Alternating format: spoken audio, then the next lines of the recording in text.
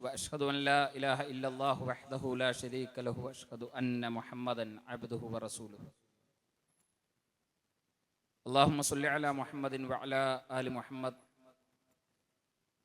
كما صليت على إبراهيم وعلى آل إبراهيم. اللهم بارك على محمد وعلى آل محمد كما باركت على إبراهيم وعلى آل إبراهيم إنك حميد مجيد. أما بعد. بسم الله الرحمن الرحيم. يا أيها الذين آمنوا اتقوا الله حق تقاته ولا تموتن إلا وأنتم مسلمون. ആദരണീയനായ ഈ സമ്മേളനം ഉദ്ഘാടനം ചെയ്ത ISM കോഴിക്കോട് സൗത്ത് ജില്ലാ പ്രസിഡന്റ് ജുനൈദ് സലഫി, യോഗാധ്യക്ഷൻ ഹമീദ് സാഹിബ്, നാദിർ സൊലാഹി, സദസ്സിലും ശബ്ദം കേൾക്കുന്ന പരിധിയിലുമൊക്കെ സന്നിഹിതരായിട്ടുള്ള സഹോദരങ്ങളെ, സഹോദരിമാരെ, സർവാധിനാഥനായ സർവശക്തന്റെ കാരുണ്യം മുഴുവൻ ആളുകളിലും സദാ വർഷിക്കുമാറാകട്ടെ. ഇസ്ലാം പ്രശ്നമല്ല, പരിഹാരമാണ് എന്ന വളരെ കാലികമായ ഒരു വിഷയത്തെ സംബന്ധിച്ചുള്ള ചുരുങ്ങിയ സമയത്തെ ഒരു വിശദീകരണമാണ് ഇവിടെ നടക്കുന്നത്. ഇസ്ലാം എന്ന ഒരു പദം നമുക്ക് അപരിചിതമായ ഒന്നല്ല. പതിറ്റാണ്ടുകളായി ഈ രാജ്യത്ത് ജീവിക്കുന്ന മനുഷ്യരോരോരുത്തരും കേൾക്കുകയും മനസ്സിലാക്കുകയും ചെയ്തിട്ടുള്ള ഒരു പദമാണ് ഇസ്ലാം. പ്രത്യേകിച്ച് ഇന്ത്യയിൽ പ്രവാചകൻ സല്ലല്ലാഹു അലൈഹി വസല്ലമയുടെ കാലഘട്ടത്തിൽ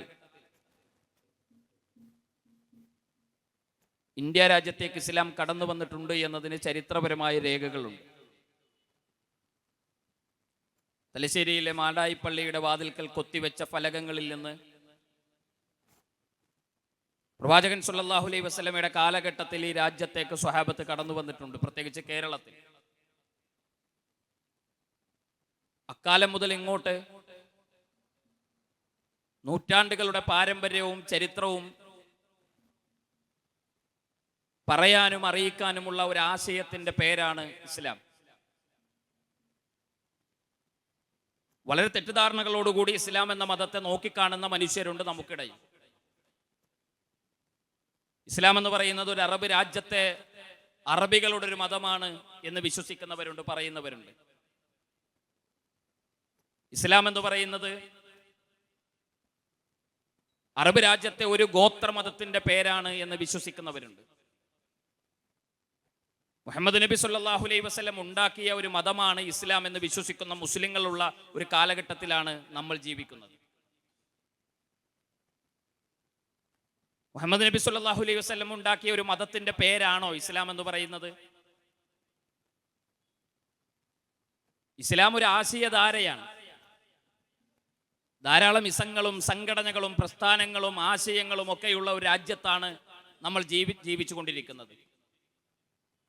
വ്യക്തികളുടെ പേരിനോട് ചേർത്ത്, ഗോത്രങ്ങളുടെ പേരിനോട് ചേർത്ത്, തറവാടുകളുടെ പേരുകളോട് ചേർത്ത് മതത്തെയും ആശയങ്ങളെയും ആദർശങ്ങളെയും ഒക്കെ വിശദീകരിക്കപ്പെടുന്ന ഒരു രാജ്യം.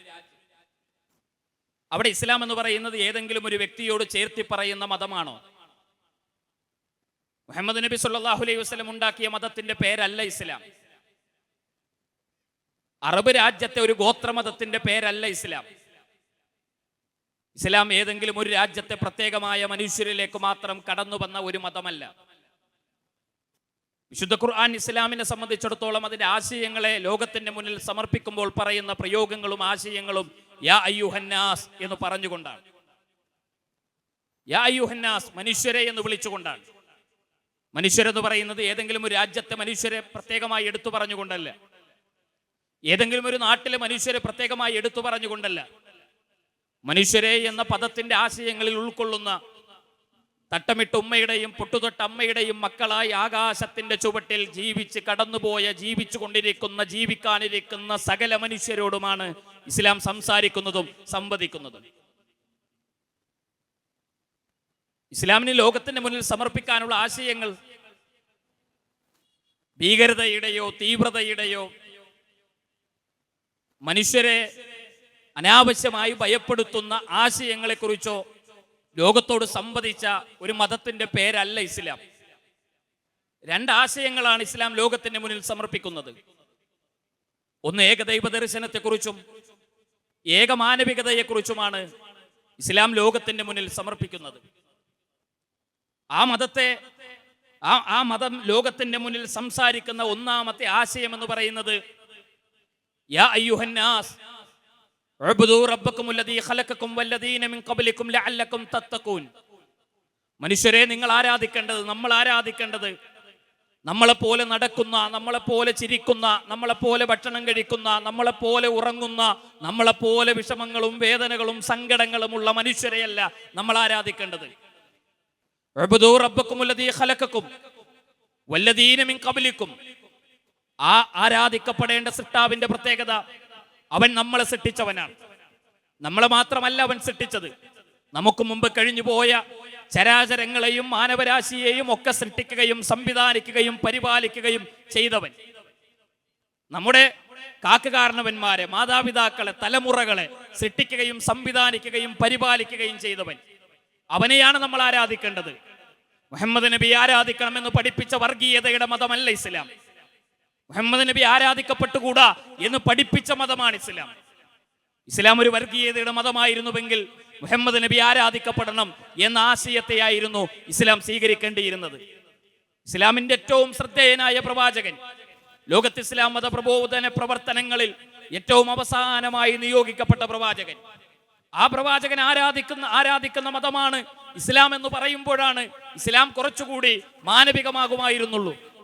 എന്നാൽ ഇസ്ലാം പറയുന്നത് മുഹമ്മദ് നബി ആരാധിക്കപ്പെട്ടുകൂടാ, ഇബ്രാഹിം നബി ആരാധിക്കപ്പെട്ടുകൂടാ, മൂസാ നബി ആരാധിക്കപ്പെട്ടുകൂടാ, ലോകത്ത് കഴിഞ്ഞു പോയ 1.25 ലക്ഷത്തോളം വരുന്ന പ്രവാചകന്മാർ ആരാധിക്കപ്പെട്ടുകൂടാ. നമ്മളെപ്പോലെ നടക്കുന്ന, ചിരിക്കുന്ന, ഭക്ഷണം കഴിക്കുന്ന, ഉറങ്ങുന്ന മനുഷ്യരും മനുഷ്യ ദൈവങ്ങളും ആരാധിക്കപ്പെട്ടുകൂടാ. ആരാധനകൾക്ക് അർഹനായിട്ടുള്ളവന്റെ പ്രത്യേകത, നമ്മുടെ പ്രാർത്ഥനകളും നേർച്ചകളും വഴിപാടുകളും സങ്കടങ്ങളും എല്ലാം സമർപ്പിക്കാൻ അർഹതയുള്ളവന്റെ പ്രത്യേകത, അവൻ നമ്മളെയും നമ്മുടെ മുൻഗാമികളെയും സൃഷ്ടിച്ചവനാണ്. ആരാണ് നമ്മളെ സൃഷ്ടിച്ചവൻ? മുഹമ്മദ് നബി നമ്മളെ സൃഷ്ടിച്ചയാളാണോ? ഇബ്രാഹിം നബി നമ്മളെ സൃഷ്ടിച്ചയാളാണോ? മുഹിദ്ദീൻ ഷെയ്ഖ് നമ്മളെ സൃഷ്ടിച്ചയാളാണോ? മുമ്പത്തെ തങ്ങൾ നമ്മളെ സൃഷ്ടിച്ചയാളാണോ? ആകാശത്തിന്റെ ചുവട്ടിൽ നമ്മൾ വിളിച്ചു പ്രാർത്ഥിച്ചു കൊണ്ടിരിക്കുന്നവർ ആരാണ് നമ്മളെ സൃഷ്ടിച്ചവൻ?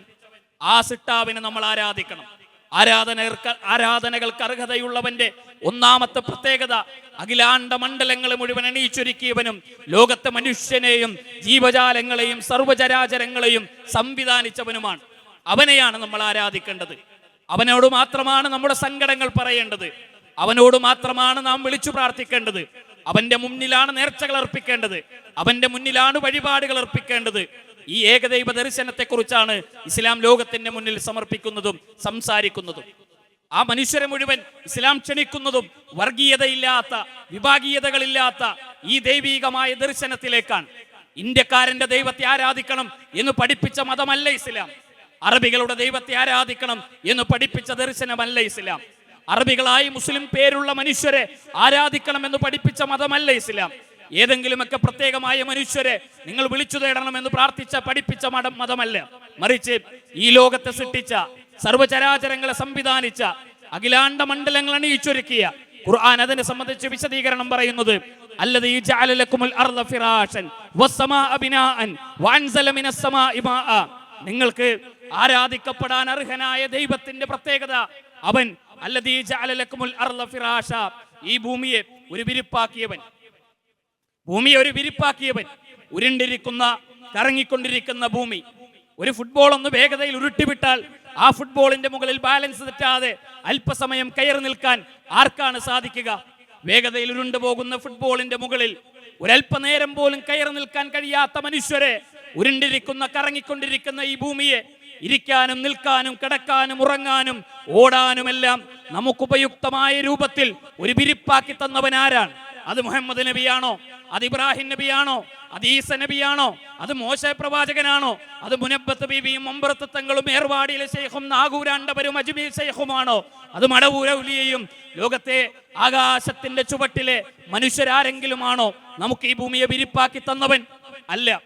ആ ഭൂമിയെ വിരിപ്പാക്കി തന്നവനെ, ആകാശത്ത് നിന്ന് കോരിച്ചൊരിയുന്ന മഴത്തുള്ളികളെ ഭൂമിയിലേക്ക് വർഷിപ്പിക്കുന്നവൻ, നിർജീവമായ ഭൂമിയിൽ നിന്ന് സസ്യലതാദികളെ മുളപ്പിക്കുന്നവൻ, അരിമണികൾ ആകാശത്ത് വാരി വിതറിയതുപോലെ നക്ഷത്രജാലങ്ങളെ ആകാശലോകത്ത് സംവിധാനിക്കുന്നവൻ, അതിനിടയിൽ ഒരു ആനന്ദ ദീപത്തെ കൊളുത്തി ലോകത്തിന് മുഴുവൻ പ്രകാശം നൽകുന്നവനെ, ആ സിട്ടാവിന്റെ പേരാണ്, ആ സിട്ടാവിനെ ആരാധിക്കണമെന്ന് ലോകത്തെ പഠിപ്പിച്ച ആശയത്തിന്റെ പേരാണ് ഇസ്ലാം. ഇതാരാണ് നമുക്ക് നൽകുന്നത്? ഈ വെളിച്ചവും വായുവും വെള്ളവും എല്ലാം നമുക്കാരാണ് സംവിധാനിച്ചു തരുന്നത്? നമ്മുടെ ജീവിതം, നമ്മുടെ ശരീരം. മനുഷ്യരെ, നിങ്ങൾക്കതിന് ഉദാഹരണമാണ് നമ്മുടെ കണ്ണിലെ കൃഷ്ണമണികൾ. അത് ലോകത്തെല്ലാവരുടെയും ഒരുപോലെയല്ല. 750 കോടി മനുഷ്യരുണ്ടെങ്കിൽ ആ 750 കോടി മനുഷ്യരുടെയും കണ്ണിലെ കൃഷ്ണമണികൾ വ്യത്യസ്തമാണ്. എങ്ങനെയാണ് കണ്ണിലെ നമ്മുടെ ഒരു ഫോൺ, ആ ഫോൺ ലോക്ക് ചെയ്യുന്നത് കണ്ണിലെ കൃഷ്ണമണിയുടെ നോട്ടത്തിലൂടെയാണ്. എന്റെ ഫോൺ അങ്ങനെ ലോക്ക് ചെയ്താൽ ആ ഫോൺ തുറക്കാൻ എന്റെ ബാപ്പക്ക് കഴിയില്ല, എന്റെ ഉമ്മക്ക് കഴിയില്ല, എന്റെ മക്കൾക്ക് കഴിയില്ല. എന്തുകൊണ്ടാണ്? എന്റെ കണ്ണിലെ കൃഷ്ണമണി പോലെയല്ല എന്റെ ബാപ്പയുടെ കണ്ണിലെ കൃഷ്ണമണി എന്ന് പറയുന്നത്. അത് 700 കോടി മനുഷ്യരുടെയും വ്യത്യസ്തമാണ്. 700 കോടി മനുഷ്യരുടെയും കണ്ണിലെ കൃഷ്ണമണികളെ വ്യത്യസ്തമാക്കി സംവിധാനിച്ചവനാരാണ്? ആ റബ്ബിനെയാണ്, ആ സിട്ടാവിനെയാണ്, ആ ദൈവത്തെയാണ് മനുഷ്യരാരാധിക്കേണ്ടത്. മനുഷ്യദൈവങ്ങളുടെ കാൽച്ചുവട്ടിൽ ഇന്ത്യ രാജ്യത്ത് 600-ലധികം മനുഷ്യദൈവങ്ങളുണ്ട് എന്ന് കണക്കുകൾ പ്രകാരം ഉള്ള ഒരു രാജ്യത്താണ് നമ്മൾ ജീവിക്കുന്നത്. ഈ മനുഷ്യരാരാണ് ഈ ആകാശത്തെ സൃഷ്ടിച്ചവരുടെ കൂട്ടത്തിലുള്ളത്? ഈ മനുഷ്യരാരെങ്കിലും ഈ ഭൂമിയെ സൃഷ്ടിച്ചവരുടെ കൂട്ടത്തിലുണ്ടോ? ഈ ആരാധിക്കപ്പെട്ടുകൊണ്ടിരിക്കുന്ന മനുഷ്യ ദൈവങ്ങൾ ആരെങ്കിലും ജാറങ്ങളിലും ദർഗകളിലും മക്ബറകളിലും പുണ്യമരങ്ങൾക്ക് മുന്നിലുമെല്ലാം മറമാടപ്പെട്ടവരുടെ കൂട്ടത്തിലുള്ള ആരാണ് ആകാശഭൂമികളെയും അഖില പ്രപഞ്ചങ്ങളെയും സംവിധാനിച്ചവരുടെ കൂട്ടത്തിലുള്ളത്? അത് മുഴുവൻ സംവിധാനിച്ച ഒരു ദൈവത്തെ ആരാധിക്കണമെന്ന് ലോകത്തെ പഠിപ്പിച്ച ദർശനമാണ് വർഗീയതയില്ലാത്ത മതം, വിഭാഗീയതയില്ലാത്ത മതം.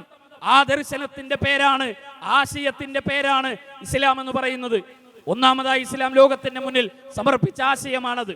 നിങ്ങൾ ആ സിട്ടാവിനെ ആരാധിക്കണം. ആ ആരാധന പഠിപ്പിക്കുന്നതിനാണ് ലോകത്ത് പ്രവാചകന്മാർ നിയോഗിക്കപ്പെട്ടത്. വമാ അർസൽനാ മിൻ ഖബ്ലിക മിർ റസൂലിൻ ഇല്ലാ നൂഹി ഇലൈഹി അന്നഹു ലാ ഇലാഹ ഇല്ലാ അന ഫഅബ്ദൂൻ. പ്രവാചകരെ, താങ്കൾക്ക് മുമ്പ് നാം ഒരു ദൂതനെയും നിയോഗിച്ചിട്ടില്ല, ഒരു പ്രവാചകനെയും ഈ ഭൂമിയിലേക്ക് നിയോഗിച്ചിട്ടില്ല. പ്രവാചകന്മാരെല്ലാവരും ഈ സമൂഹത്തോട്, ലോകത്തോട് പറഞ്ഞ ആശയം, ആദർശം എന്ന് പറയുന്നത് ആകാശഭൂമികളെ സൃഷ്ടിച്ച, പരിപാലിക്കുന്ന, സംവിധാനിക്കുന്ന, വായുവും വെള്ളവും വെളിച്ചവും സൗകര്യങ്ങളുമെല്ലാം നമുക്കൊരുക്കി തരുന്ന സർവശക്തനെ നമ്മൾ ആരാധിക്കണം. അവൻ നമുക്ക് നൽകുന്ന അനുഗ്രഹങ്ങൾ എത്രയാണ്! എന്തിനാണ് നമ്മൾ ആ സിട്ടാവിനെ മാത്രം ആരാധിക്കണമെന്ന് പറയാനുള്ള കാരണം? അവൻ നമുക്ക് നൽകുന്ന അനുഗ്രഹങ്ങൾ എത്രയാണ്! നമുക്കൊരു ശ്വാസ തടസ്സം ഉണ്ടായി, കോഴിക്കോട് സൂപ്പർ സ്പെഷ്യാലിറ്റി ആശുപത്രികളിൽ നമ്മൾ അഡ്മിറ്റ് ചെയ്തു. ഒരു ഓക്സിജൻ മാക്സ് നമ്മുടെ മുഖത്ത് ഘടിപ്പിച്ചു, നമ്മൾ ശ്വസിക്കുന്നു. നമുക്കൊരു പ്രയാസങ്ങൾ പരിഹരിക്കപ്പെട്ട് ആശുപത്രികളിൽ നമ്മൾ പുറത്തിറങ്ങുന്നു. എത്രയോ സംഖ്യയുടെ ബില്ലാണ് നാം ശ്വസിച്ച ഓക്സിജന് നമ്മുടെ കൈകളിലേക്ക് നൽകുന്നത്.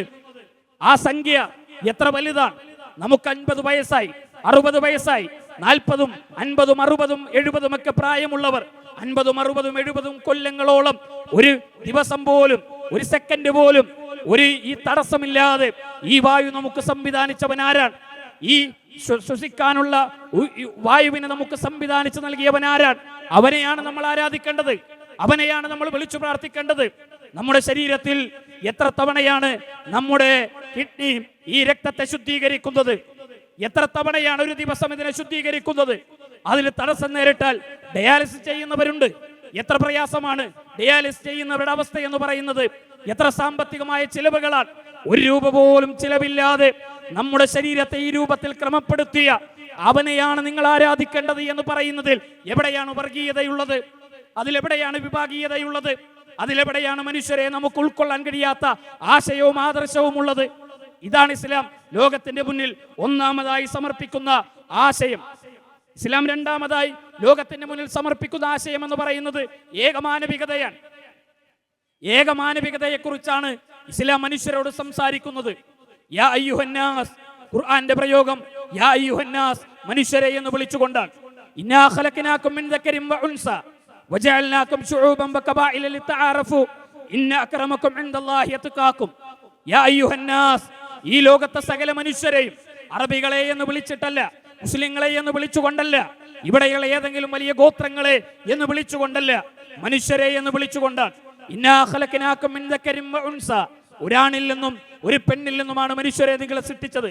നമ്മളെ സൃഷ്ടിച്ചത് ഒരാണിൽ നിന്നും ഒരു പെണ്ണിൽ നിന്നും, ഒരു ഉമ്മയുടെ ഒരു ഉപ്പയുടെ മക്കളാണ്. ജാതിയുടെ പേരിൽ, മതത്തിന്റെ പേരിൽ, വർഗത്തിന്റെ പേരിൽ, വർണ്ണങ്ങളുടെ പേരിൽ നാം അമേരിക്കക്കാരനായത്, നാം ഇന്ത്യക്കാരനായത്, നാം ഈജിപ്തുകാരനായത്, നാം ഫലസ്തീനികളായത്, നാം ലോകത്തിന്റെ വ്യത്യസ്തങ്ങളായ ഏതെങ്കിലുമൊക്കെ രാജ്യത്ത് ജനിച്ചു വീണത് നമ്മുടെ ആരുടെയെങ്കിലും തീരുമാനപ്രകാരമാണോ? എന്തിനാണ് നമ്മൾ വ്യത്യസ്ത ഗോത്രങ്ങളായത്, വ്യത്യസ്ത ജീവിത രീതികൾ ഉള്ളവരായത്? ലിതആറഫു, നമ്മളെ തിരിച്ചറിയുന്നതിനാണ്, മനുഷ്യരെ തിരിച്ചറിയുന്നതിനാണ്. ഇന്നഅക്രമകും ഇൻദല്ലാഹി അത്ഖാകും, മനുഷ്യരെ ദൈവത്തിന്റെ അടുക്കൽ ഏറ്റവും വലിയ സ്ഥാനമുള്ളത് നല്ല മുസ്ലിം തറവാട്ടിൽ ജനിച്ചു വീണവൻ എന്നല്ല ഇസ്ലാം പറയുന്നത്. നല്ലൊരു ഗോത്രത്തിൽ ജനിച്ച ഒരാൾ എന്നല്ല ഖുർആൻ പറയുന്നത്. നല്ലൊരു ഉപ്പയുടെ ഉമ്മയുടെ മകനായി പിറന്നു വീണത് അല്ലവന്റെ യോഗ്യത. നല്ലൊരു സമ്പന്നനായി എന്നതല്ല അവന്റെ യോഗ്യത. ഇന്നഅക്രമകും ഇൻദല്ലാഹി അത്ഖാകും, ദൈവത്തിന്റെ കൽപ്പനകൾ ആരാണോ സൂക്ഷിച്ച് ജീവിക്കുന്നത്, ദൈവത്തിന്റെ കൽപ്പനകളെ ആരാണോ ജീവിതത്തിലേക്ക് സ്വീകരിക്കുന്നത്, അവരാണ് ഏറ്റവും ഉത്തമനെന്ന് ലോകത്തെ പഠിപ്പിച്ച ആശയത്തിന്റെ പേരാണ് ഇസ്ലാം. ഈ മാനവികതയാണ് ഇസ്ലാം പറയുന്നത്. ഈ മനുഷ്യത്വത്തെ സംബന്ധിച്ചാണ് ഇസ്ലാം പറയുന്നത്. ഇതിലെവിടെയാണ് വർഗീയതയുള്ളത്? ഇതിലെവിടെയാണ് ജാതീയതയുള്ളത്?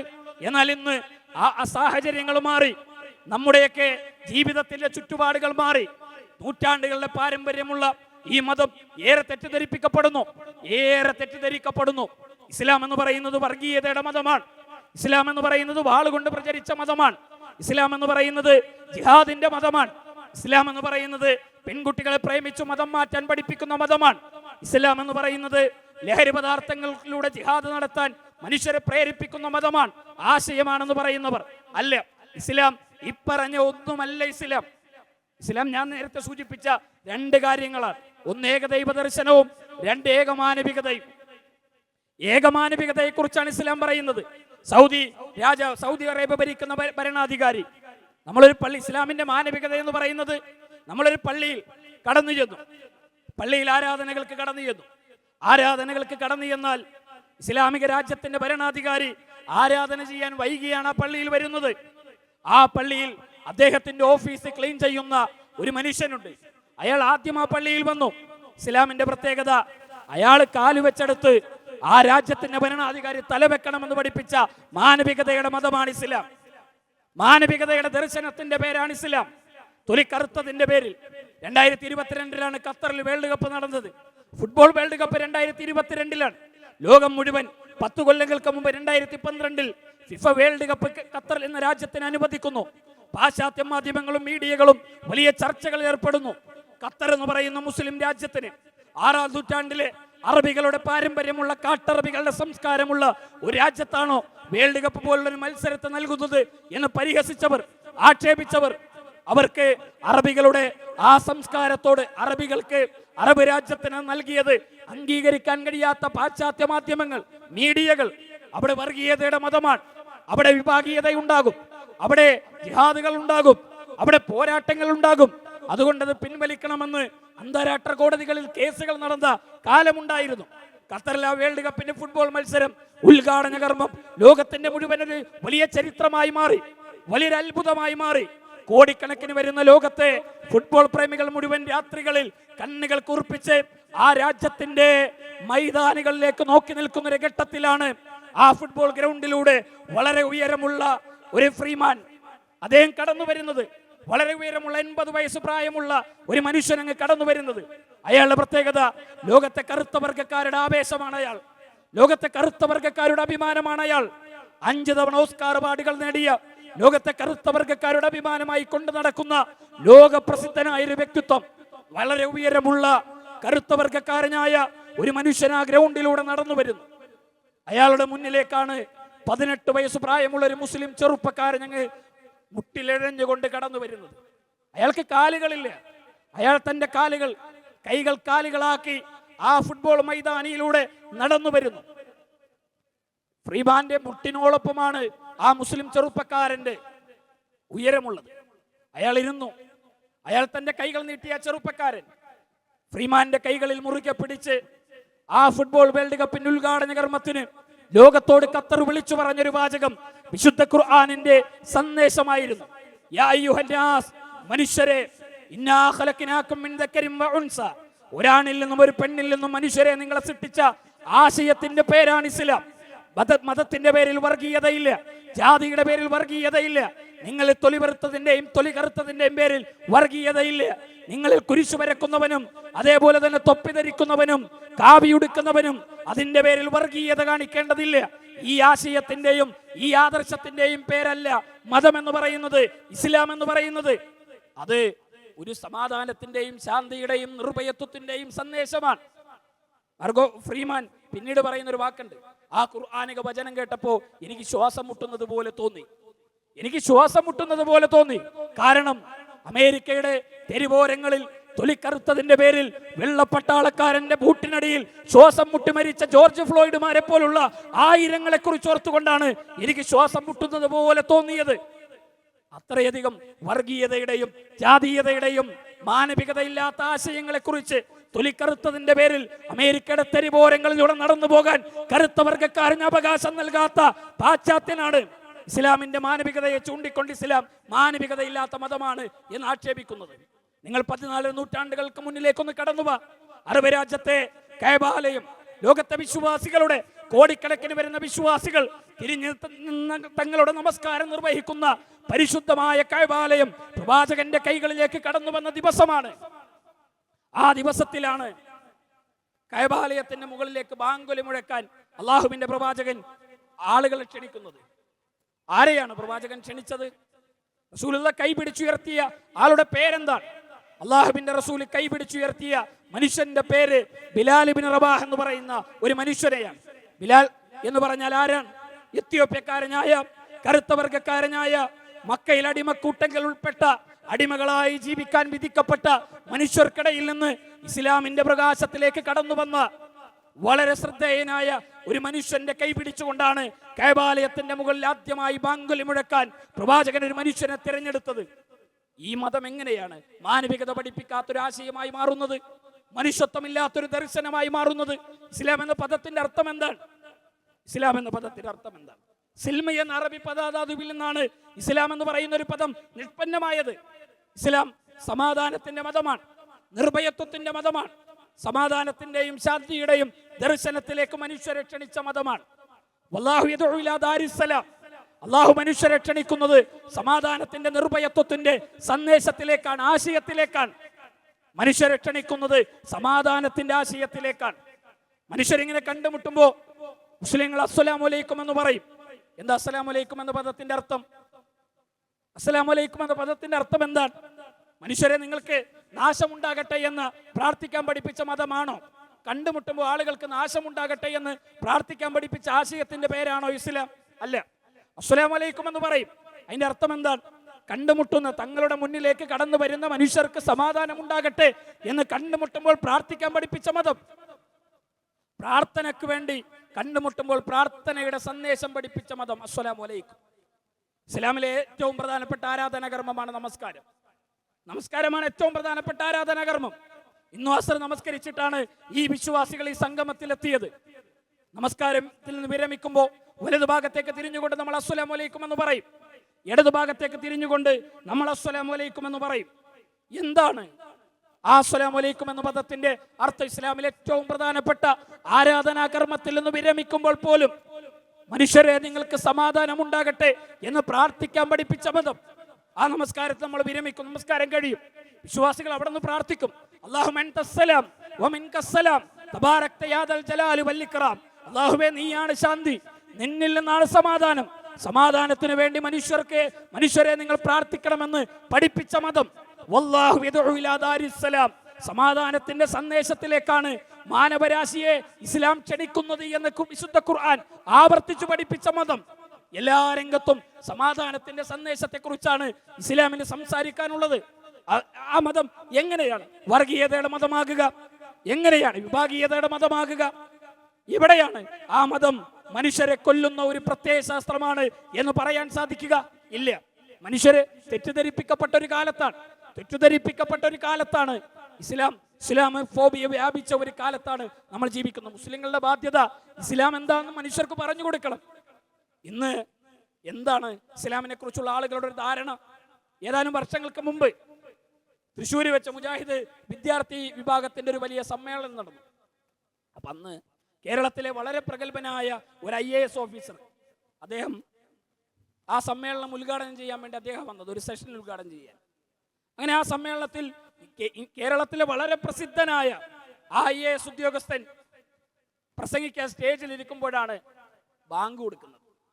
അവ പ്രസംഗിച്ചുകൊണ്ടിരുന്ന ആൾ പ്രസംഗം നിർത്തി അല്പസമയം അവിടെ ഇരുന്നു.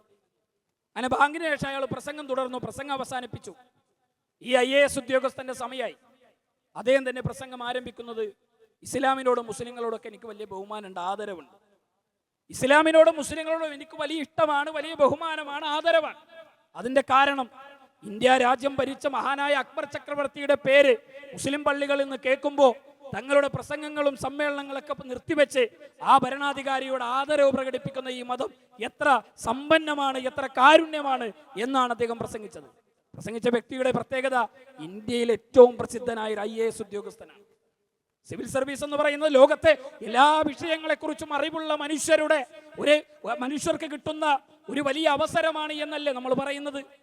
ആ വ്യക്തിത്വത്തിന് ഇസ്ലാമിനെ കുറിച്ചുള്ള കാഴ്ചപ്പാട്, പള്ളിയിൽ നിന്ന് അല്ലാഹു അക്ബർ എന്ന ബാങ്ക് കൊടുക്കുമ്പോൾ ഇന്ത്യ രാജ്യം ഭരിച്ച ഏറ്റവും പ്രസിദ്ധനായ ഒരു ഭരണാധികാരി അക്ബർ ചക്രവർത്തിയുടെ പേരാണ് ആ പറയുന്നത്. അദ്ദേഹത്തോടുള്ള ആദരവ് കൊണ്ടാണ് മുസ്ലിങ്ങൾ അവരുടെ സംസാരങ്ങളും വർത്തമാനങ്ങളും ഒക്കെ നിർത്തിവെച്ച് അതിനോട് പ്രതികരിക്കുന്നത് എന്ന് വിശ്വസിക്കുന്ന IAS-കാരൻ ജീവിക്കുന്ന കേരളത്തിലാണ് നമ്മളുള്ളത്. IAS-കാരൻ ജീവിക്കുന്ന കേരളത്തിലാണ്.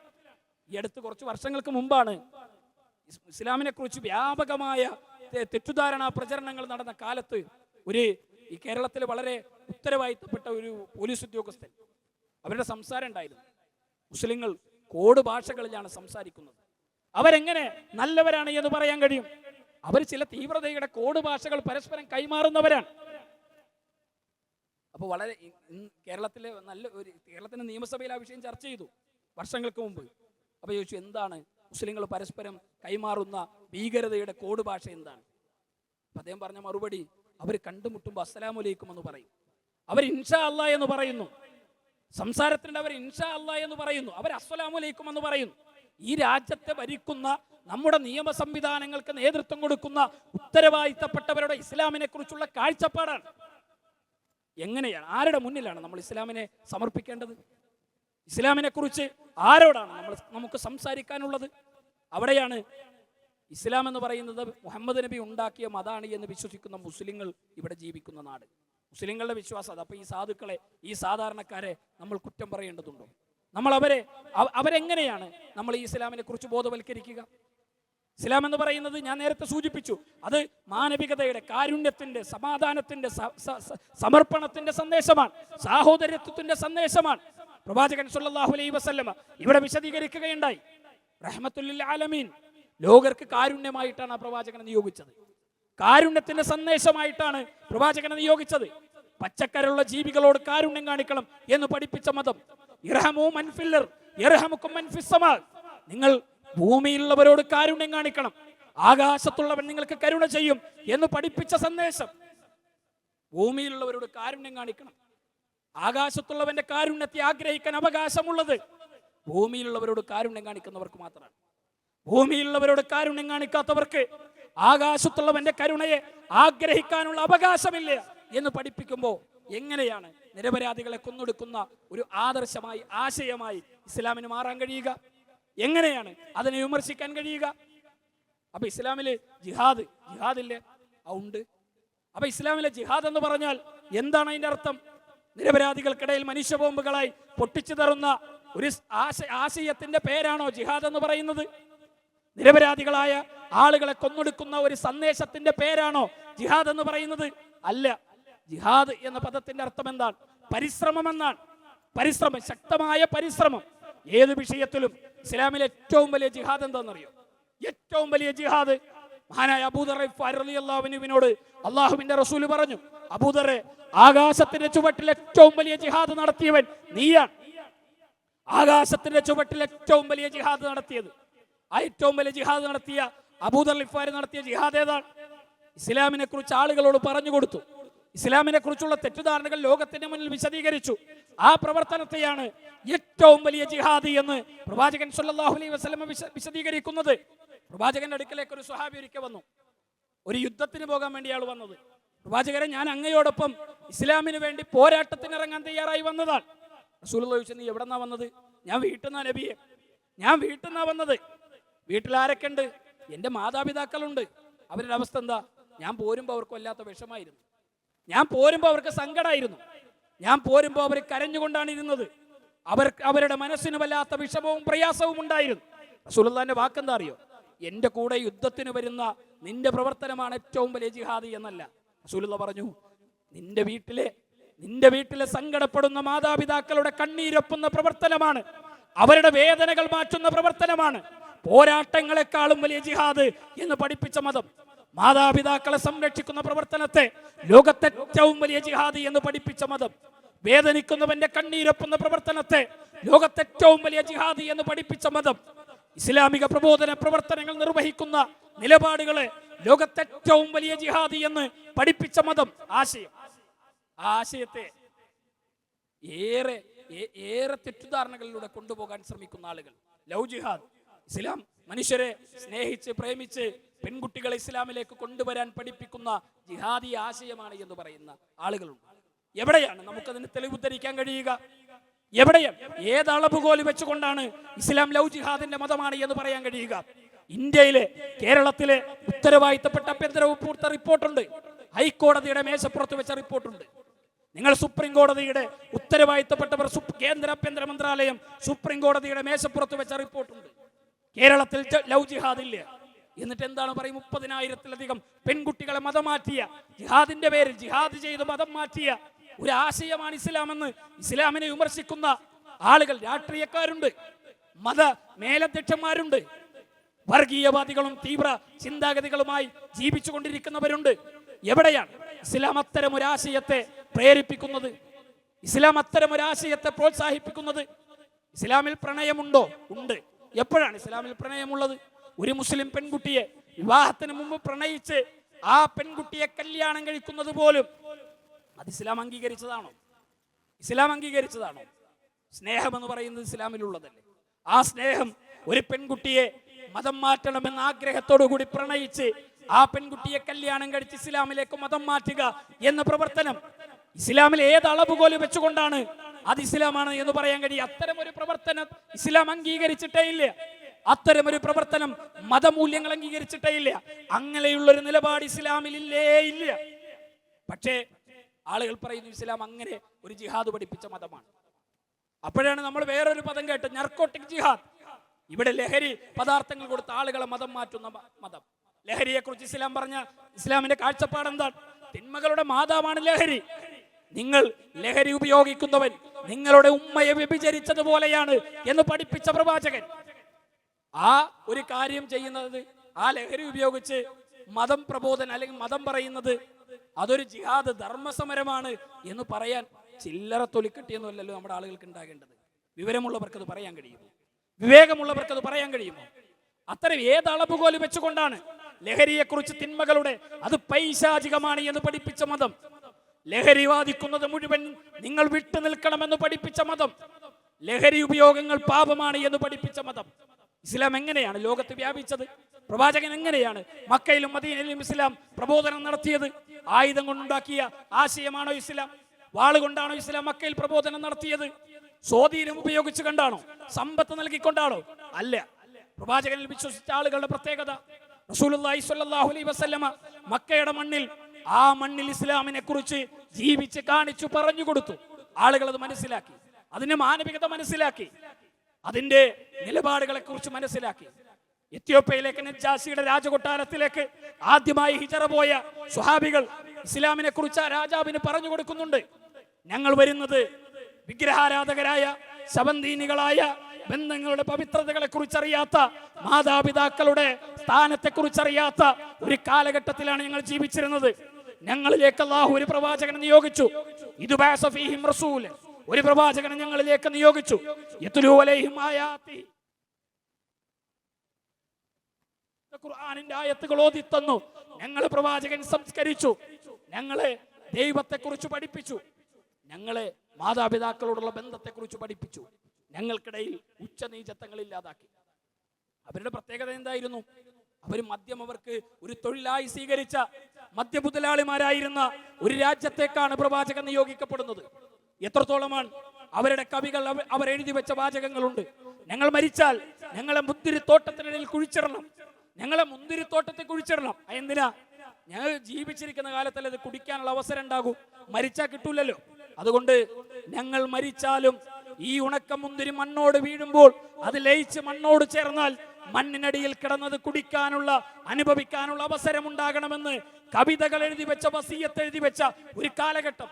രാത്രി ഉറങ്ങാൻ കിടക്കുമ്പോൾ എടുത്തു വെച്ച മദ്യത്തിന്റെ കോപ്പയിൽ ഒരു വണ്ട് വീണ് ചത്തുപോയാൽ ആ വണ്ടിനെ ഉയർത്തിപ്പിടിച്ച് നീ എത്ര വലിയ ഭാഗ്യവാനാണ്, നീ എത്ര വലിയ ഭാഗ്യവാൻ, ഞങ്ങൾക്ക് നിന്നെ കുടിക്കാനുള്ള അവസരമല്ലേയുള്ളൂ, എന്നാൽ നിനക്കിതിൽ മുങ്ങി മരിക്കാനുള്ള അവസരം കിട്ടി എന്ന് മദ്യത്തിൽ മുങ്ങി മരിച്ച വണ്ടിനെ നോക്കി പാട്ടുപാടിയ കവികളുടെ കാലഘട്ടത്തിലാണ് വിശുദ്ധ ഖുർആനിന്റെ ആയത്തുകൾ അവതരിക്കപ്പെടുന്നത്.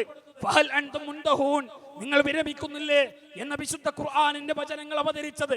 ഇസ്ലാമിന്റെ പ്രത്യേകത, ലഹരി മുക്തമായ മദീന എന്ന, മക്ക എന്ന സ്വർഗരാജ്യത്തെ ലോകത്തിന്റെ മുന്നിൽ സമ്മാനിച്ച അത്ഭുതത്തിന്റെ ആശയത്തിന്റെ പേരാണ് ഇസ്ലാം. മദ്യമുക്തമായ ഒരു സ്വർഗരാജ്യത്തെ ലോകത്തിന്റെ മുന്നിൽ സമ്മാനിച്ച അമേരിക്കൻ ഐക്യനാടുകൾ മദ്യം നിരോധിച്ചു. ഗാന്ധിജിയുടെ സ്വപ്നമായിരുന്നു മദ്യമുക്തമായ ഇന്ത്യ എന്ന് പറയുന്നത്. ആർക്കാണ് ആ സ്വപ്നത്തെ പൂർത്തീകരിക്കാൻ കഴിഞ്ഞിട്ടുള്ളത്? ലോകത്തെ ഏത് രാജ്യങ്ങൾക്കാണ് മദ്യമുക്തമായ, ലഹരിമുക്തമായ ഒരു രാജ്യത്തെ സംഭാവന ചെയ്യാൻ കഴിഞ്ഞിട്ടുള്ളത്? ഇസ്ലാം പറയുന്നത് മദ്യമുക്തമായ ഒരു സ്വർഗരാജ്യത്തെ, മക്കയും മദീനയും എന്ന ഇസ്ലാമിക രാജ്യത്തെ, ആ അറബ് രാജ്യത്തെ മദ്യമുക്തമായൊരു മണ്ണിന്, ലഹരിമുക്തമായൊരു മണ്ണിന് ലോകത്തിന്റെ മുന്നിൽ ആശയങ്ങൾ കൊണ്ട് സ്വാധീനം നൽകി സൃഷ്ടിച്ചെടുത്ത അത്ഭുതത്തിന്റെ പേരാണ് ഇസ്ലാം എന്ന് പറയുന്നത്. തന്റെ അയൽവാസി ഒട്ടകം തന്റെ വീട്ടുമുറ്റത്തേക്ക് കയറിയതിന്റെ പേരിൽ പതിറ്റാണ്ടുകളോളം യുദ്ധം ചെയ്ത അക്രമകാരികളായ ഒരു ജനത, പതിറ്റാണ്ടുകളോളം യുദ്ധം ചെയ്യാൻ അവർക്കിടയിൽ ഉണ്ടായ കാരണം എന്ന് പറയുന്നത് അയൽവാസിയുടെ ഒട്ടകം തന്റെ വീട്ടുമുറ്റത്തേക്ക് കയറിയതിന്റെ പേരിലാണ്. പ്രവാചകൻ അവർക്കിടയിൽ സ്നേഹബന്ധമുണ്ടാക്കി, ഇസ്ലാം അവർക്കിടയിൽ മാനവികമായ ഐക്യബോധം ഉണ്ടാക്കി, ഇസ്ലാം അവർക്കിടയിൽ സമാധാനത്തിന്റെയും ശാന്തിയുടെയും സന്ദേശങ്ങളെ കുറിച്ച് സംസാരിച്ചു. ലോകത്ത് സൗഹാർദ്ദത്തിന്റെ ചരിത്രം പറയുന്ന, സൗഹൃദത്തിന്റെ ചരിത്രം പറയുന്ന ഒന്നുമില്ലാത്ത മക്കയിൽ, ജനിച്ചു വീണ മക്കയിൽ, കളിച്ചു വളർന്ന മക്കയിൽ ആട്ടിൻപറ്റങ്ങളെയും ഒട്ടകക്കൂട്ടങ്ങളെയും ഈത്തപ്പനത്തോട്ടങ്ങളെയും മുന്തിരിത്തോപ്പുകളെയും മക്കയിൽ ഒഴിവാക്കി മദീനയുടെ മണ്ണിലേക്ക് ഹിജറ പോയ ഹാജിറുകളായി കടന്നു വന്നവരെ ജീവിതം കൊണ്ട് സ്വീകരിച്ച അൻസ്വാരികൾ എന്ന അത്ഭുതത്തെ ലോകത്തിന്റെ മുന്നിൽ സൃഷ്ടിച്ചെടുത്തത് വാളുകൊണ്ടും ആയുധങ്ങൾ കൊണ്ടൊന്നുമല്ല, മറിച്ച് വിശുദ്ധ ഖുർആനിന്റെ ആശയങ്ങൾ കൊണ്ട് പ്രവാചകൻ ഒരു സമൂഹത്തെ പരിവർത്തിപ്പിച്ചെടുത്തു. പ്രവാചകൻ ഒരു ജനതയെ അത്ഭുതകരമായി പരിവർത്തിപ്പിച്ചെടുത്തു. പെൺകുട്ടികളോ സ്ത്രീകളോട് മാന്യത കാണിക്കാത്ത മതമാണ് ഇസ്ലാം എന്ന് പറയുന്നവരുണ്ട്. സ്ത്രീകളോട് മാന്യത കാണിക്കാത്ത മതം ഇസ്ലാം, സ്ത്രീകളെ അടിച്ചമർത്തുന്നു എന്ന് ആക്ഷേപിക്കുന്നവർ, പരിഹസിക്കുന്നവർ, സ്ത്രീകളോടുള്ള ഇസ്ലാമിന്റെ നിലപാടുകൾ എന്താണ്? മക്കയിൽ ജനിക്കാനുള്ള അവകാശം നിഷേധിക്കപ്പെട്ട ഒരു കാലമുണ്ടായിരുന്നു. ജനിക്കാൻ അവകാശം നിഷേധിക്കപ്പെട്ട കാലം. ജനിച്ചു വീഴുന്നത് പെൺകുഞ്ഞാണ് എന്ന വാർത്തയറിഞ്ഞാൽ ആ പെൺകുഞ്ഞിനെ ജീവനോടുകൂടി കൊണ്ടുപോയി മക്കയിൽ കുഴിച്ചു മൂടിയ ഉപ്പമാരുടെ കാലമുണ്ടായിരുന്നു, ചരിത്രമുണ്ടായിരുന്നു. അവിടെയാണ് പെൺകുഞ്ഞുങ്ങൾക്ക് ജീവിക്കാനുള്ള അവകാശം നൽകിയത്. ഏതൊരു കുറ്റത്തിനാണ് മോളെ നീ കൊല്ലപ്പെട്ടതെന്ന് ജീവനോടുകൂടി കുഴിച്ചു മൂടപ്പെട്ട പെൺകുട്ടികളോട് ചോദിക്കപ്പെടുമെന്ന് വിശുദ്ധ ഖുർആനിന്റെ ആയത്ത് അവതരിച്ചപ്പോ പ്രവാചകന്റെ മുന്നിലെത്തി അത്ഭുതത്തോടുകൂടി, വളരെ പ്രയാസത്തോടുകൂടി സങ്കടം പറഞ്ഞ സ്വഹാബത്തിന്റെ മനുഷ്യരുടെ ചരിത്രത്തെ ആയുധം കൊണ്ട് സൃഷ്ടിച്ച ഒരു സംസ്കാരത്തിന്റെ പേരല്ല ഇസ്ലാം. അത് ഖുർആൻ സൃഷ്ടിച്ച വിപ്ലവമാണ്. ഖുർആൻ മനുഷ്യരോട് കാണിച്ച കാരുണ്യത്തിന്റെ അത്ഭുതമാണ് ഇസ്ലാം എന്ന് പറയുന്ന ഒരു സംസ്കാരം ലോകത്ത് വളർന്നു വന്നത്. അതിലെവിടെയാണ് നിരപരാധികളെ കൊന്നൊടുക്കുന്ന ആശയമുള്ളത്? റസൂലുള്ളാഹി ഒരിക്കൽ, പ്രവാചകൻ സല്ലല്ലാഹു അലൈഹി വസല്ലം ഒരിക്കൽ ഒരു യുദ്ധത്തിന് പോകുമ്പോൾ പ്രവാചകൻ ഇങ്ങനെ നടന്നു പോകുമ്പോൾ ശത്രുക്കളുടെ കുട്ടികൾ കൊല്ലപ്പെട്ട് കിടക്കുന്നത്. പ്രവാചകൻ സല്ലല്ലാഹു അലൈഹി വസല്ലം ചോദിച്ചു, ഇത് കുട്ടികളല്ലേ, കുട്ടികളെ ആരാണ് ഉപദ്രവിച്ചത്? പ്രവാചകന്റെ മറുപടി, നബി അത് ശത്രുവിന്റെ കുട്ടികളല്ലേ, ശത്രുക്കളുടെ മക്കളല്ലേ. ശത്രുവിന്റെ മക്കളെ, നിരപരാധികളായ കുഞ്ഞുമക്കളെ ഫലസ്തീനിന്റെ തെരുവോരങ്ങളിൽ മിഠായി കടലാസുകളിൽ മിഠായി പൊതിയുന്നത് പോലെ കുട്ടികളുടെ മയ്യത്ത് കട്ടിലുകൾ പൊതിഞ്ഞു വെച്ച ആയിരങ്ങളെ കാണുന്ന ഒരു കാലഘട്ടത്തിൽ, നമ്മൾ ജീവിക്കുന്നത്. നിരപരാധികളായ കുഞ്ഞുമക്കൾക്ക് അമ്മിനെ നൽകാൻ കഴിയാത്ത ആയിരക്കണക്കിന് ഉമ്മമാരുടെ ചരിത്രം പറയുന്ന ഒരു കാലത്തല്ലേ നമ്മൾ ജീവിക്കുന്നത്. പ്രവാചകൻ സല്ലല്ലാഹു അലൈഹി വസല്ലം സ്വന്തം അനുയായികളോട് ചോദിച്ചു, നിങ്ങൾ എന്തിനാണ് ഈ കുട്ടികളെ ഉപദ്രവിച്ചത്? അപ്പൊ റസൂലുള്ളാഹിനോട് അവർ പറഞ്ഞു, നബിയെ, അത് ശത്രുക്കളുടെ കുട്ടികളല്ലേ, ശത്രുവിന്റെ മക്കളല്ലേ, നമുക്കെതിരെ ശത്രുക്കളോടൊപ്പം കടന്നു വന്നവരല്ലേ. റസൂലുള്ളാഹിന്റെ മറുപടി എന്താ അറിയോ? നിങ്ങൾ കുട്ടികളെ ഉപദ്രവിക്കുന്നത് പാപമാണ് എന്ന് പഠിപ്പിച്ച മതം. കുട്ടികളെ ഉപദ്രവിച്ച സ്വന്തം അനുയായികൾക്കെതിരെ ശബ്ദമുയർത്തിയ, കൈകൾ ചൂണ്ടിയ മാനവികതയുടെ പ്രവാചകൻ, ആ പ്രവാചകൻ എങ്ങനെയാണ് ആ മനുഷ്യരെ കൊല്ലുന്ന, നിരപരാധികളെ കൊന്നൊടുക്കുന്ന ഒരു ആയുധധാരിയായി അദ്ദേഹത്തെ ചിത്രീകരിക്കാൻ മാനവിക ബോധമുള്ളവർക്ക് കഴിയുമോ? മാനവിക ബോധമുള്ളവർക്ക് കഴിയുമോ? എവിടെയാണ് പ്രവാചകന്റെ ജീവിതത്തിൽ ഒരു പുഴുക്കുത്തു കാണാൻ കഴിയുക? എവിടെയാണ് പ്രവാചകന്റെ ജീവിതത്തെ മാനവികമല്ല എന്ന് പറയാൻ കഴിയുന്ന ആശയങ്ങൾ നിങ്ങൾക്ക് ആ പ്രവാചകന്റെ ജീവിതത്തിൽ വെക്കുവാൻ സാധിക്കുക? ഒരിക്കലും കാണാൻ കഴിയില്ല. റസൂലുള്ളാഹിന്റെ ജീവിതത്തിൽ നമുക്ക് കാണാൻ കഴിയും. മനുഷ്യരോട് മാത്രമാണോ? കുട്ടികളോട് മാത്രമാണോ? സ്വന്തം അനുയായികളോട് മാത്രം. ശത്രുക്കളോട് കാരുണ്യം കാണിച്ച പ്രവാചകൻ, ജന്തുജാലങ്ങളോട്, ഒരു പൂച്ചയെ കെട്ടിയിട്ടതിന്റെ പേരിൽ നരകമുണ്ടെന്ന് പഠിപ്പിച്ച പ്രവാചകൻ, ഒരു നായക്ക് വെള്ളം കൊടുത്തതിന്റെ പേരിൽ സ്വർഗമുണ്ടെന്ന് പഠിപ്പിച്ച പ്രവാചകൻ. റസൂലുള്ളാഹിന്റെ അടുക്കലേക്ക് ഒരിക്കൽ ഒരു അനുയായി ഒരു പക്ഷിക്കുഞ്ഞിനെയും പിടിച്ചോണ്ട് വന്നു. ആ പക്ഷിക്കുഞ്ഞിനെ റസൂലുള്ളാഹിന്റെ അടുത്ത് കൊണ്ടുവന്നിട്ട് പ്രവാചകൻ ഇങ്ങനെ കൊടുക്കാൻ നിൽക്കുമ്പോൾ റസൂലുള്ളാഹി ചോദിച്ചതിന് എവിടെന്നാ? എന്നെ കൂട്ടുന്ന നബിയെ. ഞാനതിനെ എടുക്കുമ്പോൾ എന്റെ തള്ളപ്പക്ഷി എന്റെ തലക്കു ചുറ്റും കരഞ്ഞുകൊണ്ട് വട്ടമിട്ടു പറക്കുന്നുണ്ടായിരുന്നു. ഞാനതിനെ പിടിച്ചെടുത്തത് എനിക്ക് വലിയ സന്തോഷമാണ്. എനിക്ക് എന്റെ വീട്ടിൽ കൂട്ടിലിട്ട് വളർത്തണം. ഞാനത് അങ്ങക്ക് സമ്മാനമായി തരാൻ വന്നതാണ്. റസൂലുള്ളാഹി പറഞ്ഞു, നീ അതിനെ നിന്റെ ആ കൂട്ടിലേക്ക് തിരിച്ചു വെക്കലാണ്, അതിനെ തിരിച്ചു വെക്കലാണ് പുണ്യകർമ്മമെന്ന് ഒരു പക്ഷിക്കുഞ്ഞിനോട് കാരുണ്യം കാണിച്ച പ്രവാചകൻ. ജന്തുജാലങ്ങളോട്, സസ്യജാലങ്ങളോട്, മനുഷ്യരോട്, ശത്രുക്കളോട്, മിത്രങ്ങളോട് കാരുണ്യം കാണിച്ച പ്രവാചകൻ. ആ പ്രവാചകനെ കുറിച്ച് ഖുർആൻ പ്രയോഗിക്കുന്നത് റഹ്മത്തുൽ ആലമീൻ, ലോകർക്ക് മുഴുവൻ കാരുണ്യമായിട്ടല്ലാതെ പ്രവാചകരെ താങ്കളെ നിയോഗിച്ചിട്ടില്ല എന്ന് ഇസ്ലാം പ്രവാചകനെ കുറിച്ച് വിശദീകരിക്കുന്നു.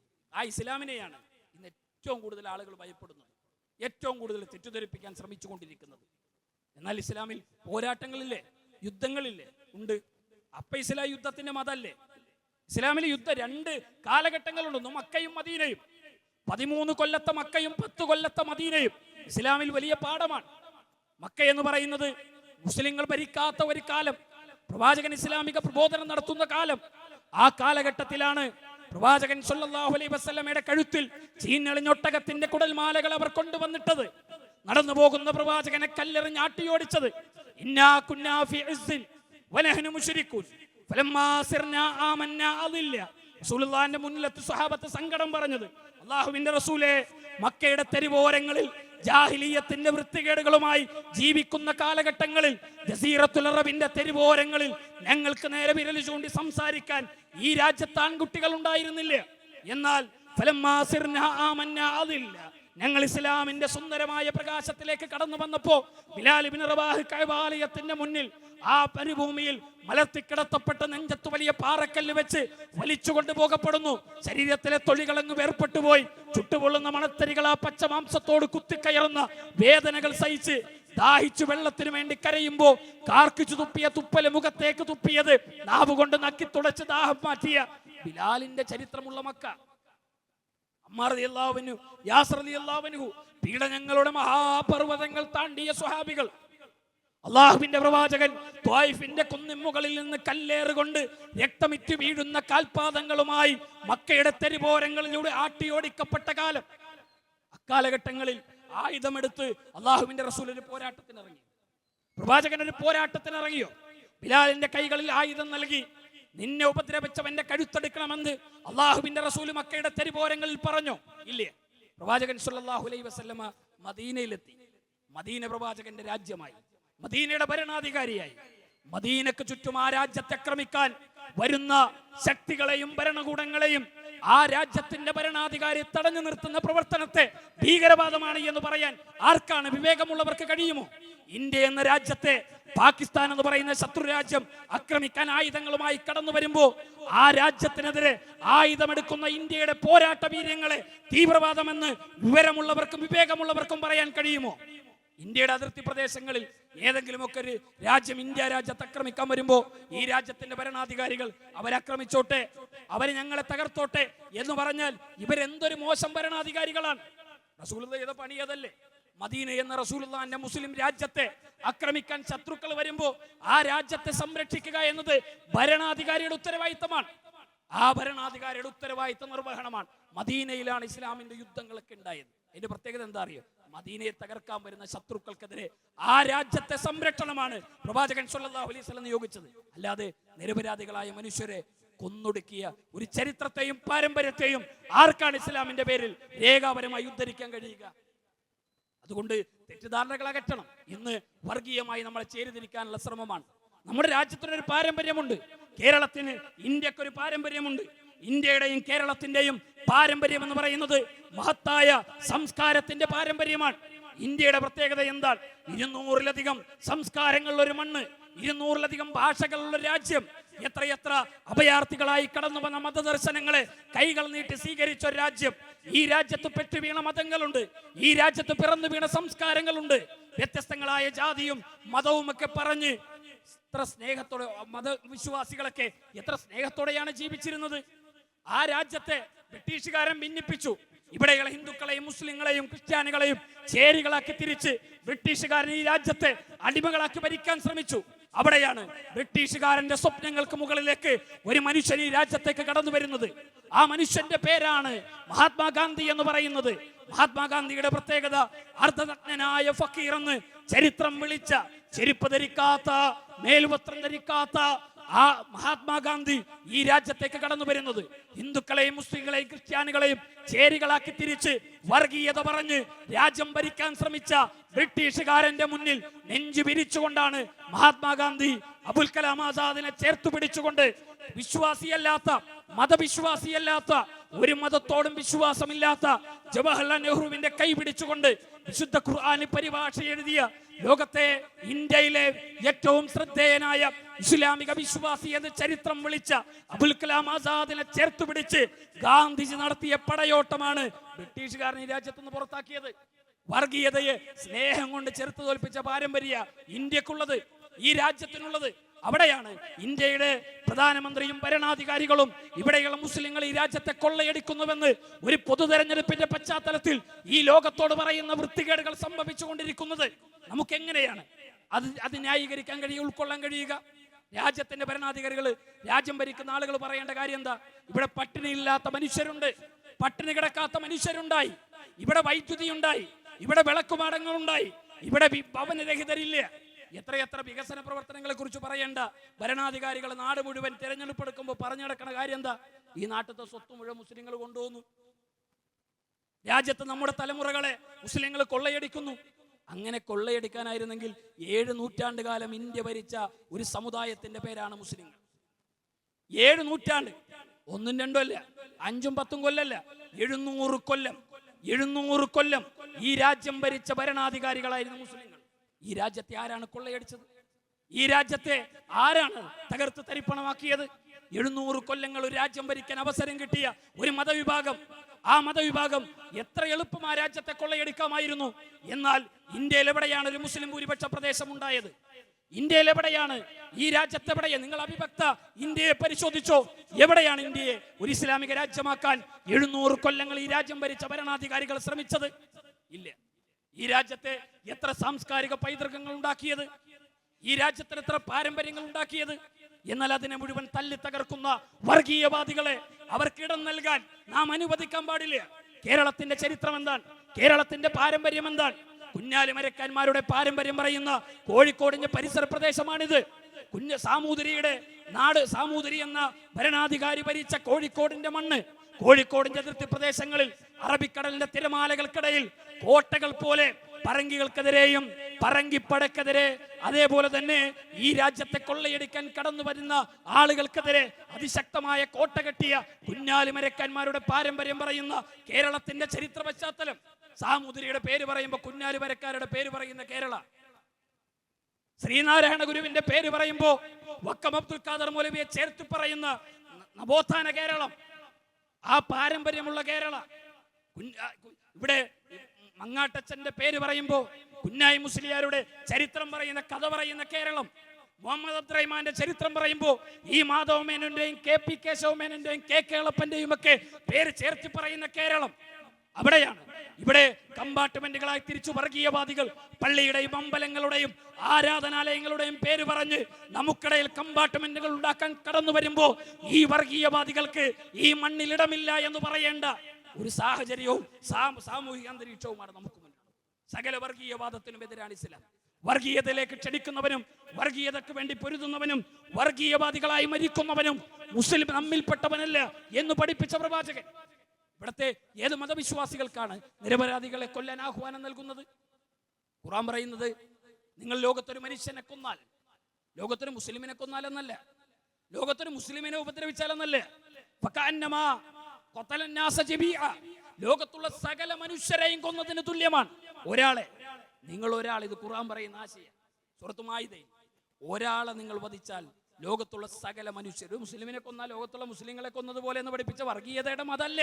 നിങ്ങളൊരു മനുഷ്യനെ കൊന്നാൽ ലോകത്തുള്ള സകല മനുഷ്യരെയും കൊന്നതിന് തുല്യമാണ് എന്ന് പഠിപ്പിച്ച ഇസ്ലാം. മാതാ പാർവതി ദേവി, പിതാപുത്ര മഹേശ്വര. പാർവതി ദേവിയുടെയും പിതാവായ മഹേശ്വരന്റെയും മക്കളാണ് ലോകത്തുള്ള മനുഷ്യരെന്ന് പഠിപ്പിക്കുന്ന ഹൈന്ദവ ദർശനങ്ങൾക്ക് എങ്ങനെയാണ് വർഗീയതയുടെ സന്ദേശങ്ങൾ സംഘ ഫാസിസ്റ്റുകൾക്കും സംഘപരിവാരങ്ങൾക്കും ഈ കേരളത്തിലെ ഇന്ത്യയിലെ മനുഷ്യർക്കിടയിൽ വിതക്കാനും അത് കൊയ്യാനും കഴിയുക? ഏത് പാരമ്പര്യത്തെയാണ് ഇവരെല്ലാം പറയുന്നത്? ഏത് പാരമ്പര്യത്തെ കുറിച്ചാണ് ഇവരൊക്കെ സംസാരിക്കുന്നത്? ശിബി ചക്രവർത്തിയുടെ ഒരു ചരിത്രം പറയുന്നുണ്ട് ഹൈന്ദവ ദർശനങ്ങൾ. ശിബി ചക്രവർത്തിയുടെ പാരമ്പര്യം എന്ന് പറയുന്നത് ആകാശത്തുകൂടി പറന്നുപോയ ഒരു പറവയുടെ ജീവന് വേണ്ടി സ്വന്തം തുടയിലെ മാംസം എരിഞ്ഞു കൊടുത്ത പാരമ്പര്യം പറയുന്ന ഒരു വലിയ സമൂഹത്തിന്റെ പേരിൽ എങ്ങനെയാണ് വർഗീയത സൃഷ്ടിക്കാൻ സാധിക്കുക? മാനവികതയില്ലാത്ത ആശയങ്ങൾ അവർക്ക് പറയാൻ കഴിയുക? തമസ്വ നദിയുടെ തീരത്തിലൂടെ സ്നാനത്തിന് പോയ വാൽമീകി മഹർഷിയുടെ മുന്നിൽ ഇണക്കുരുവികളിൽ ഒന്നിന് അമ്പെയ്ത് വീഴ്ത്താൻ നിൽക്കുന്ന ആ കാട്ടാളനോട് മാനിഷാദ, അരുത് കാട്ടാള എന്ന്, ഒരു ഇണക്കുരുവിയെ പോലും വേട്ടയാടുന്നത് തെറ്റാണ് എന്ന് ലോകത്തിന്റെ മുന്നിൽ ശബ്ദമുയർത്തിയ വാൽമീകി മഹർഷിയുടെ ചരിത്രം പറയുന്ന പാരമ്പര്യം പറയുന്നവർക്ക് എങ്ങനെയാണ് നിരപരാധികളായ മനുഷ്യരുടെ ഹൃദയങ്ങളെ ആയുധങ്ങൾ കൊണ്ട് കൊന്നൊടുക്കാൻ കഴിയുക? ആ വർഗീയതയുടെയും ആ തീവ്രതയെയും അത്തരം നിലപാടുകാരെയും രാജ്യത്തിന്റെയും സമൂഹത്തിന്റെയും ചവറ്റുകൊട്ടകളിലേക്ക് വലിച്ചെറിയാനാണ് ഈ മതേതര ബോധമുള്ള വിശ്വാസികൾ ശ്രദ്ധിക്കേണ്ടത്. ആ ചരിത്രബോധമാണ് ഇസ്ലാം ലോകത്തോട് ആവശ്യപ്പെടുന്നത്. അതുകൊണ്ട് മാനവികതയുള്ള മനുഷ്യരായി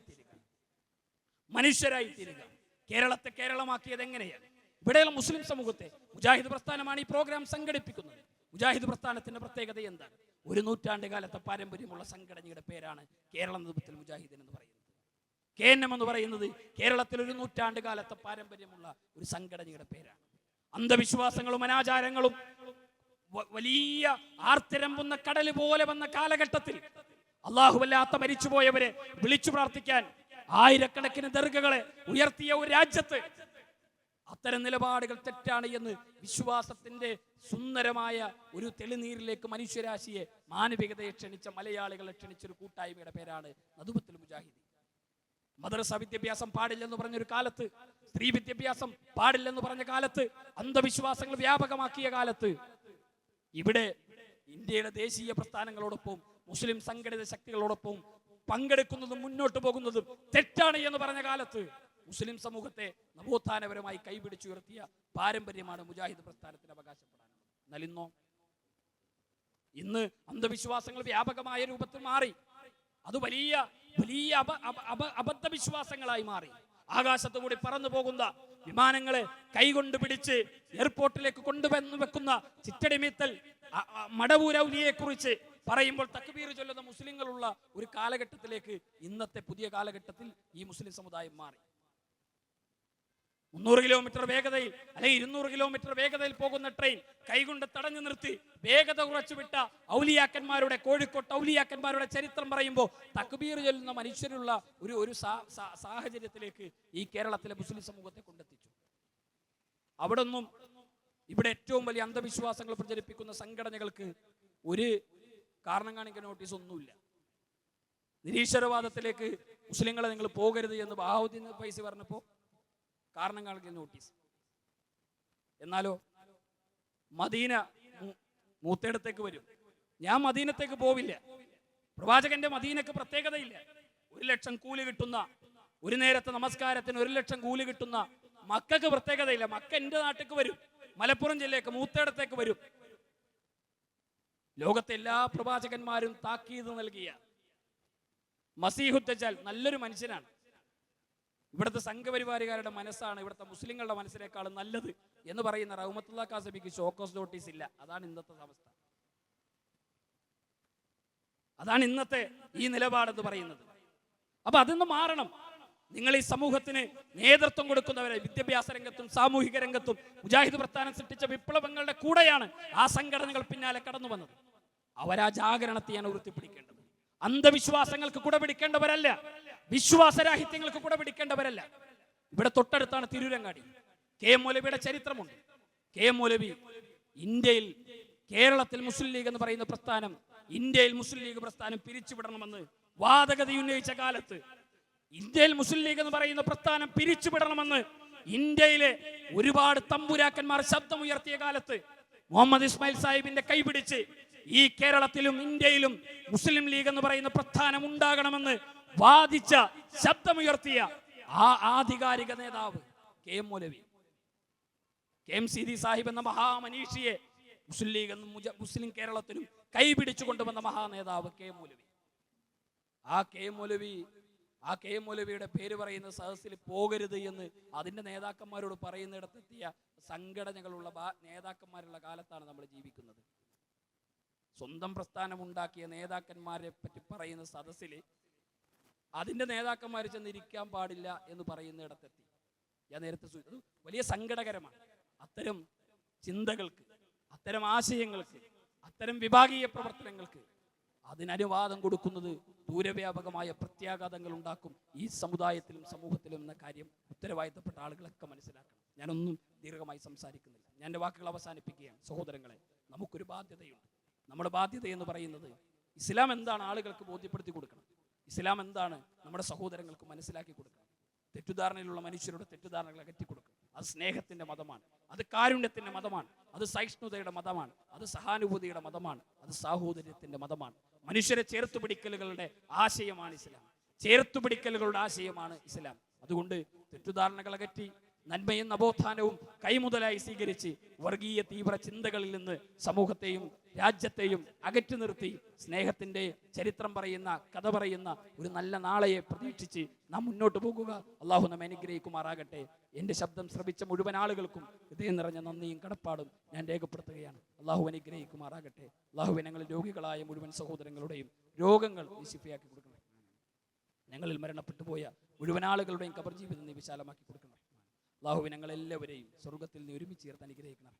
ربنا تقبل منا انك انت السميع العليم وتب علينا انك انت التواب الرحيم امين امين برحمتك يا ارحم الراحمين والحمد لله رب العالمين. السلام عليكم ورحمة الله وبركاته.